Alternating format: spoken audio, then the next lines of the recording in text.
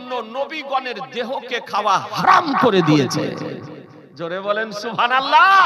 নবীগণের দেহকে খাওয়া মাটির জন্য হারাম করে দিয়েছেন আল্লাহ তাআলা। নবীগণের দেহকে মাটিতে খেতে পারে না, নবীগণের দেহ গলে না, নবীগণের দেহ সরে না, নবীগণের দেহ নষ্ট হয় না, নবীগণের দেহ আপনার অক্ষত অবস্থায় থাকে। এ বেরাদার, নবীগণ কবরে কি করে?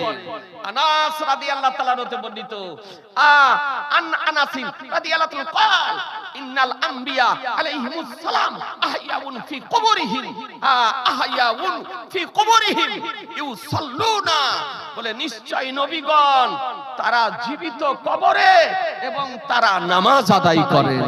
তারা জীবিত এবং কবরে নামাজ আদায় করে। আপনি উঠিয়ে দেখুন না, ফাতওয়ায়ে রামালিয়া পিওর আরবিতে লেখা, তার মধ্যে পরিষ্কার ভাবে বর্ণিত হয়েছে।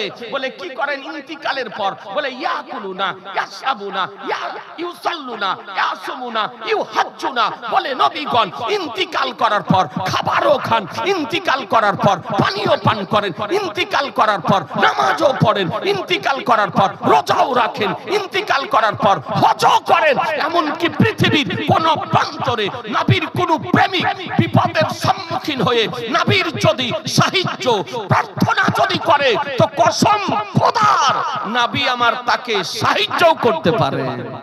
এটা হলো সুন্নাতুল জামাতের আকীদা। আপনাদেরকে বলতে চাই, এই আকীদার উপরে আপনাদের আমাদেরকে পাহাড়ের মতন স্থির থাকতে হবে।